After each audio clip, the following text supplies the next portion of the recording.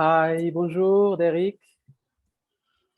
Thank you Bonjour. for accepting. Yeah, thank you for accepting this invitation to answer some questions related to job search strategies. Merci beaucoup. It's a real pleasure to be here. Thank you for inviting me and helping our newcomers to face these challenges part of their life during the Great, pandemic. great. So to start, as a bilingual professional, would you briefly introduce yourself to our Canada InfoNet viewers, please? Yes, I will start in English and then switch in French, which is my first language. So my name is Derek Nanda, and I currently work for AWS, Amazon Web Services, in the business development team. So I manage contract within the Amazon Web Service worldwide public sector in Canada. So managing customer can be sometimes challenging, and we always need to align with the company philosophy and the customer's philosophy, and to do our best, to serve them. And that is where I intervene, right? Like a contract manager, to ensure that terms and conditions of our contract are respected, and that all the stakeholders in different teams, including solution architect, including sales, including business development, and so on and so forth, they are all playing their part to satisfy the customer. And I have been in Canada for almost 10 years now. And I currently have about 13 years of experience, working experience, varying from teaching, startup commercial manager, safety engineer, EHS manager, and now business development contract manager. So I have been like in a wide dimension, and I have accumulated about 10 years of experience in the corporate world. What I'm really passionate about in life is really to meet people, to help people and support people achieving their dreams, right? One of the things that really drives me in life is to one day tell my children, my offspring, that yes, I made it. And I also want people to say, hey, I made it, right? So, and that's one of the reasons why I really love helping people to meet their professional dream, and not only professional, even their lifestyle dream, right? So that's really important for me. And a lot of immigrants coming to Canada are full of dreams. They want to achieve things. And later on, they became desperate. I'm not saying all of them are becoming desperate, but most of them become desperate. Mm-hmm. And if I have something to tell them today, and one of the advice I would like to give them today is to keep up, their dream, never lose hope, right? I always say to my surroundings, to my people near me, that you start to die the day you forget, you lose your hope, right? Mm-hmm. Death comes when you lose your hope in life, and never let circumstances define your destiny. I truly believe that everybody can succeed, and if you have the well-architected goal, you put on the hard work and you keep faith, you're going to succeed as well. Thank you so much. Yeah, thank you. Pour, de façon sommaire en français, pour nos camarades francophones. Donc, je suis Derek Nanda et je travaille pour Amazon Web Services. Je travaille actuellement dans l'équipe de développement des affaires et je suis gestionnaire des contrats publics pour le Canada. Une des choses, je suis au Canada, ça fait à peu près 10 ans maintenant. Et une des choses qui me motive le plus et qui me fait le plus plaisir, c'est d'atteindre des objectifs, de briser les glaces et aussi de voir le monde atteindre leurs objectifs. Et c'est une des raisons pour laquelle je suis avec vous aujourd'hui à Canada InfoNet avec Rahim. Donc, n'hésitez pas si vous avez des questions quelconques là, au travers de Rahim, ou vous pouvez me contacter sur LinkedIn. Ce serait un plaisir de vous répondre. Merci, c'est très gentil. Pour la deuxième question, si on peut donc continuer. Selon votre expérience avec le changement de carrière, pourriez-vous partager ce qui vous a amené à passer de la santé et sécurité au développement des affaires, surtout donc si on peut insister sur les avantages du changement de carrière? Je dirais que mon changement de carrière a été minutieusement préparé. Ce n'est pas un coup de tête. Donc j'ai passé des années en ingénierie, dans la santé-sécurité, dans la gestion de la santé-sécurité aussi, avec des aspects qui sont aspects techniques, des aspects réglementaires et un petit peu des aspects managériels. Et au regard de tout ça, je voulais un petit peu retourner dans le contexte de la gestion spécifique des affaires. Donc, être capable de regarder l'entreprise dans son ensemble et de regarder la progression de l'entreprise dans son ensemble. Je ne dis pas que la santé-sécurité ne le faisait pas, mais je voulais être comme plus customer-facing, tu vois. Donc, c'est dans ce sens-là que j'ai pris un petit peu de recul et regardant mon background et mon éducation qui était un petit peu plus technique, je me suis orienté à faire un MBA. Donc, j'ai fait le programme de Queen's Cornell où j'ai gradué l'année dernière en plein Covid. Et c'est à partir de là que j'étais en train de me dire, OK, vers où tu veux t'en aller? Qu'est-ce qui va faire la différence? Et j'ai fait un assess, j'ai fait une évaluation générale là, de la situation. Quelles sont les compagnies, quels sont les besoins qui vont être les plus en demande dans les années à venir? Où est-ce que je peux faire le plus d'impact? Et comme vous pouvez l'imaginer, les compagnies de tech, les tech companies, aujourd'hui sont vraiment les compagnies où tu peux faire le plus d'impact sur la vie des personnes et où tu peux aussi avoir une évolution assez intéressante de ta carrière. C'est dans ce sens-là que je me suis dit, OK, je vais aller dans le sens de... Étant déjà dans une compagnie tech à AWS, j'ai travaillé à l'interne pour migrer justement dans le côté business development, qui, je vous le dirais, n'est pas du tout évident. Il faut dire que le changement de carrière n'est pas aussi évident qu'on pourrait l'imaginer. Mais par persévérance, en rencontrant les bonnes personnes, en frappant aux bonnes portes, à un moment donné, vous allez arriver à cet objectif-là, mais il faut être patient et saisir son opportunité au bon moment. Alors, félicitations pour cette visibilité, aussi pour l'endurance et donc pour continuer. Je vous souhaite un bon succès. Maintenant, si on revient sur votre rôle avec Canada Infonet, pourquoi avez-vous donc décidé de devenir mentor avec Canada Infonet? Ça, c'est une histoire très, très intéressante. En tant qu'immigrant, l'un de mes premiers rôles, je travaillais chez Agropu comme chargé de projet santé-sécurité. Et j'ai eu la chance que mon manager soit un immigrant qui venait du Pérou. On a gardé de très bonnes relations. Aujourd'hui, nous sommes amis, je dirais. Et au-delà d'être mon manager, c'était mon mentor. Il était capable de me dire, ici, tu dois faire comme ça, ou comme ça, ou comme ça. Tu ferais mieux comme ceci. Ça m'a beaucoup aidé, ça m'a marqué.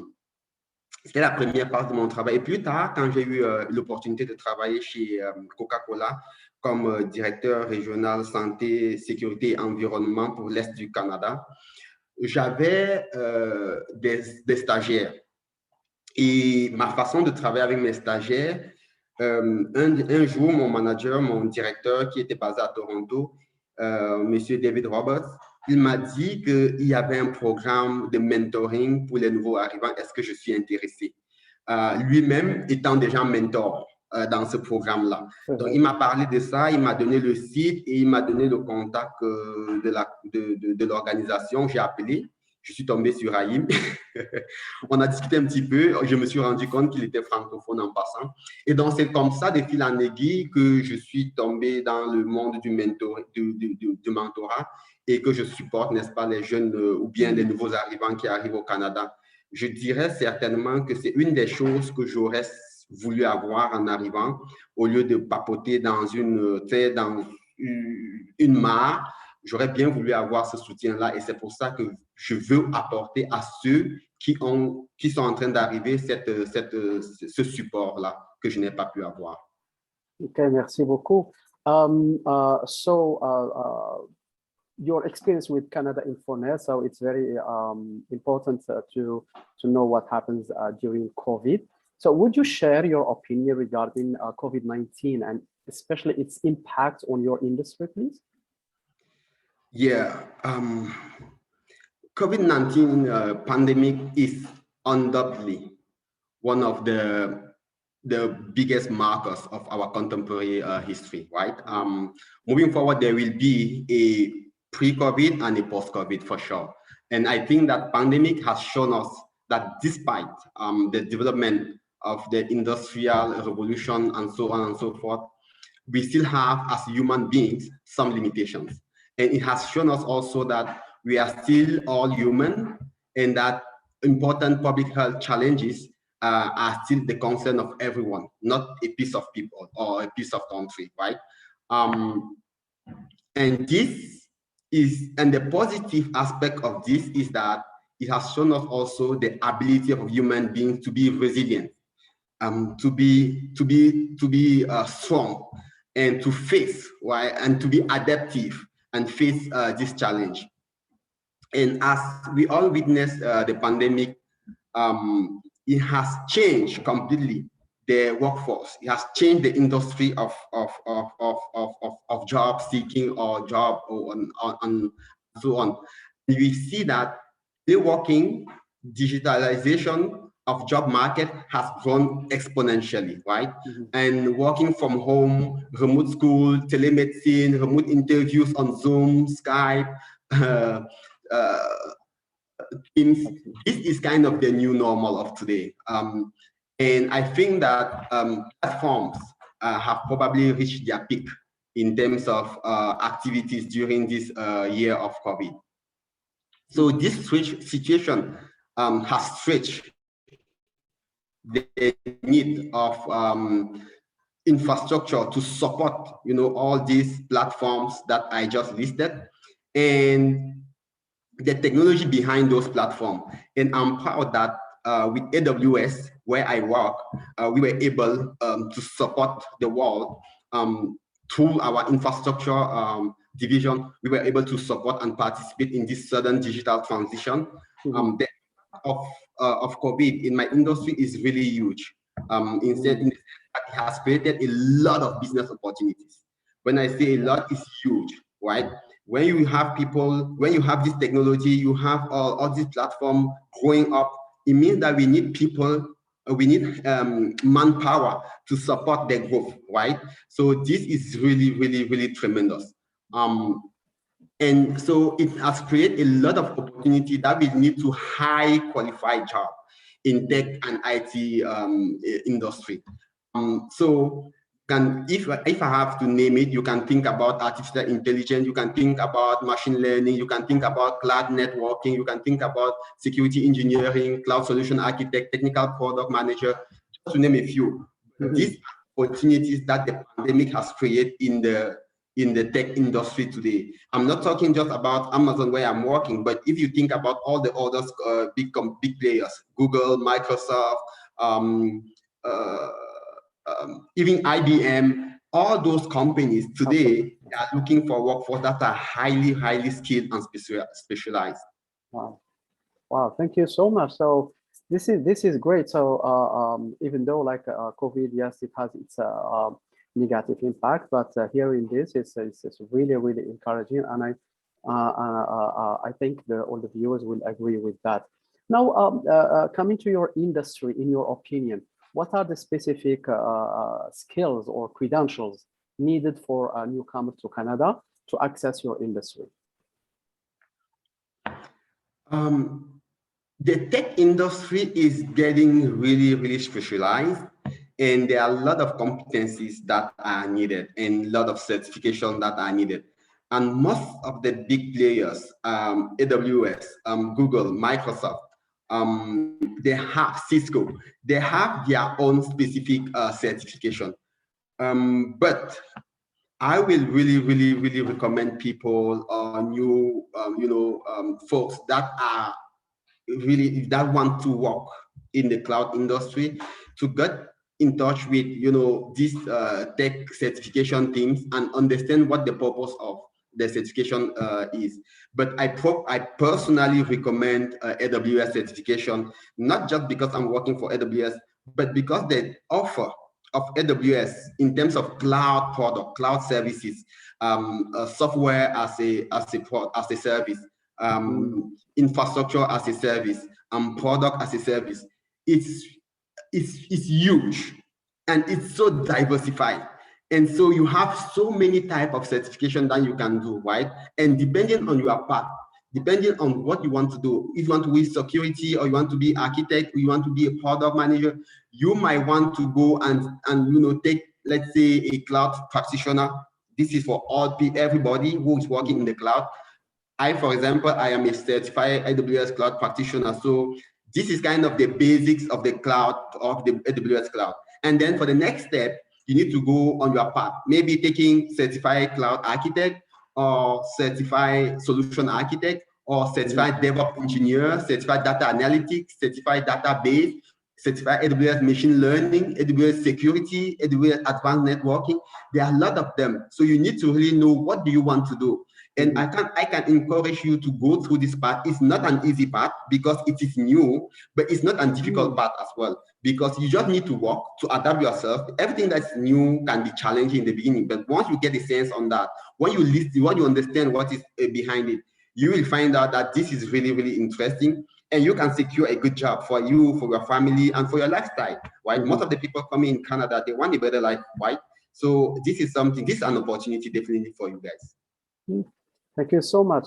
Now, for the last question, it's in French. Donc, quel conseil souhaiteriez-vous recommander à un candidat qui cherche, par exemple, de l'emploi durant cette pandémie? Comme je l'ai dit dans l'une des questions au tout début, le monde de l'emploi s'est complètement digitalisé. Il n'y a plus, je vais aller dans une entreprise déposer mon CV ou appeler. C'est sûr qu'il y a des techniques de suivi qui vont continuer, ça c'est certain, mais la recherche de l'emploi se fait sur Internet, ça se fait en ligne. Et il faut que tu aies un profil en ligne. Le profil en ligne qui a le vent en poupe en ce moment au Canada, aux États-Unis, c'est LinkedIn. Donc, la première des choses, ton CV papier, ça doit refléter, ton LinkedIn doit refléter ton CV papier. Et même au-delà, les activités que tu as faites, les certifications que tu as faites. Donc, ça, c'est quelque chose de très important. Je vous suggérerais aussi de regarder les perspectives d'emploi à court, moyen et long terme, parce qu'il y a eu une transformation totale du monde de l'emploi aujourd'hui.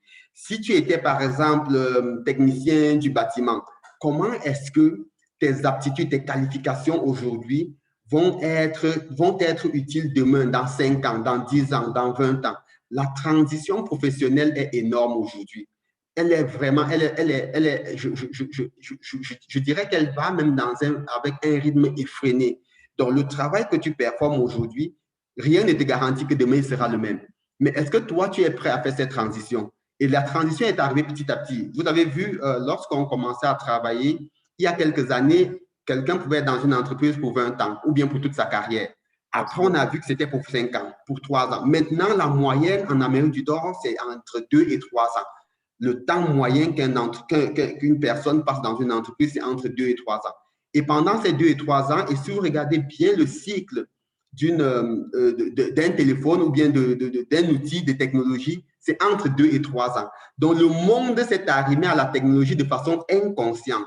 Mais est-ce que toi, tu es prêt à t'arrimer à ce changement-là? Il y a un changement de mentalité que tu dois avoir. Donc, quand tu es dans ton premier emploi, dans ton emploi, après 1 an et demi, tu dois commencer à regarder qu'est-ce que tu vas voir demain. Quelles sont les certifications dont tu auras besoin? Quels sont les outils dont tu auras besoin? Qu'est-ce qui va augmenter ta plus-value sur le marché de l'emploi? Parce que c'est tout ça que tu as besoin pour pouvoir être capable de t'améliorer et d'avancer et surtout d'être une plus-value, parce que les entreprises, ne l'oublions pas, ils payent des gens pour ce que les gens leur apportent. C'est ça qui est important. L'entreprise ce n'est plus du social. L'entreprise, nous sommes dans un monde capitaliste et il n'y a pas de social dans l'entreprise. L'entreprise, ça te paye pour que tu lui apportes quelque chose. Or, tu dois être prêt à apporter quelque chose de plus à ta compagnie, que ce soit en termes de connaissances, que ce soit en termes d'expérience, que ce soit en termes de maturité, que ce soit en termes de leadership. C'est ça dont l'entreprise a besoin et c'est ça que vous allez aller chercher. Et en cette période de COVID, cette transition digitale, cette transition aussi mentale, morale, psychologique, doit faire partie de votre transition et de votre projet de progression dans la vie professionnelle. Wow, it's so amazing to hear this, and I really, really thank you, Derek, for such valuable tips and information, and for being a very dedicated online mentor. This interview was supposed to be less in terms of time, less than this, but it's worth like to hear all this. Merci, thank you. Merci beaucoup, c'est un plaisir.